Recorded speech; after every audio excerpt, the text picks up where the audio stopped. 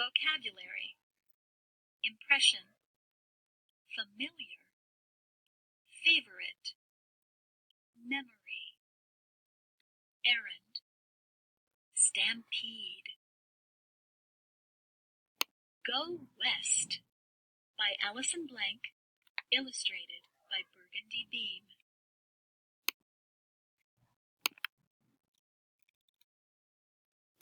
Sarah's parents always came home late from the factories where they worked.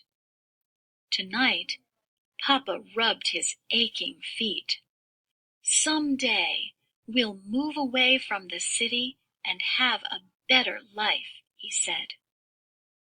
Mama nodded. Sarah tried not to listen. The city was her home. She had no memory of any other place. Sarah didn't want to leave. Yes, Mama, Papa, Sarah, and her baby sister Agnes were very cramped in 2 rooms, and it was always noisy. However, Sarah's best friend lived upstairs. At night, she could see the stars from the roof. Best of all, Sarah's teacher gave her books to read and notebooks to write in. Everything here was familiar. One night, Papa pulled out a piece of paper. "I went to a meeting," Papa told the family. "A man said Montana has plenty of land. He said we can own our own farm. Isn't that great?"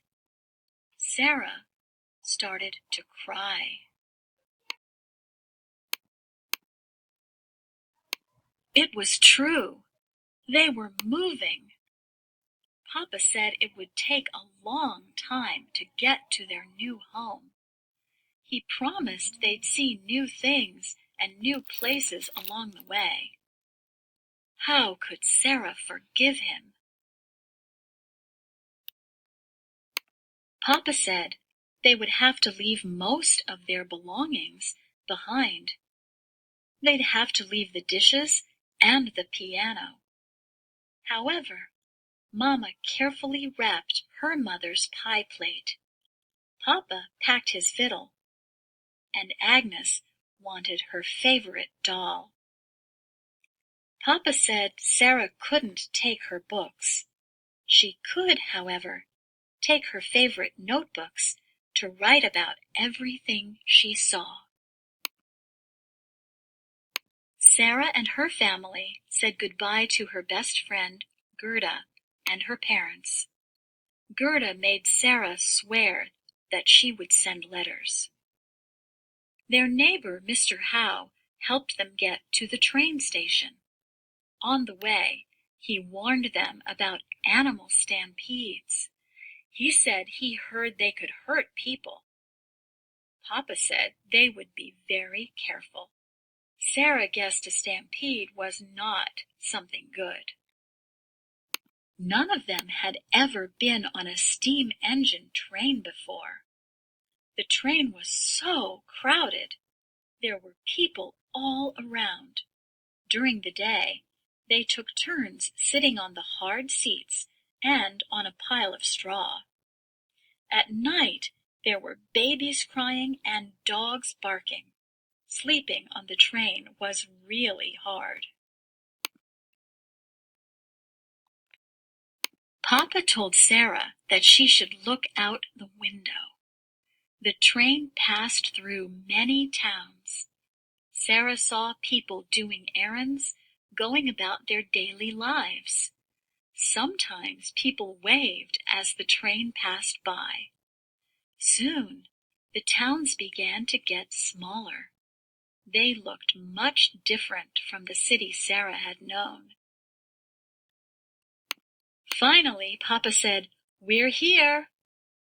Sarah thought he meant Montana, but this was just the last stop on the train. Here, they'd join other families and meet up with the captain of the wagon train. they'd take covered wagons the rest of the way.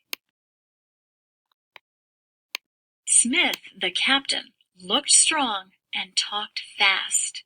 He showed them their wagon. It was so small. There was just enough room for the family's belongings and the supplies. Papa had just bought some tools and a few sacks of sugar, flour, and dried peas. The wagons were soon on the rocky trail.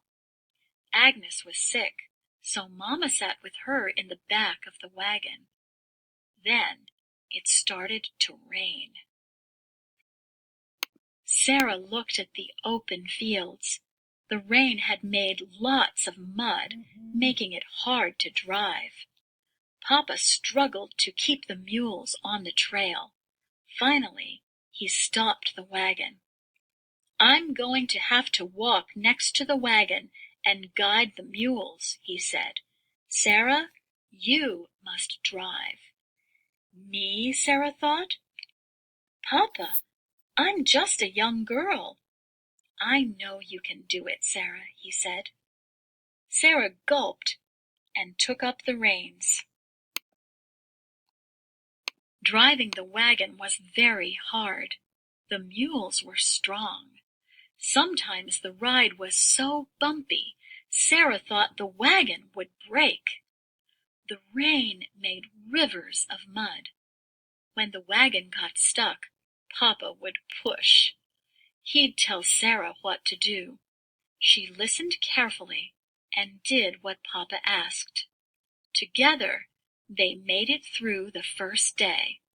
It was the hardest day of Sarah's life. The rain stopped as Smith brought the wagon train to a stop. The families gathered in the middle of the wagons. The men and boys built fires, and the women and girls cooked. Papa hugged Sarah. "We are so proud of you," he said. Sarah didn't know what Montana would be like, but she did have the impression that everything would be okay. She couldn't wait to write in her notebook.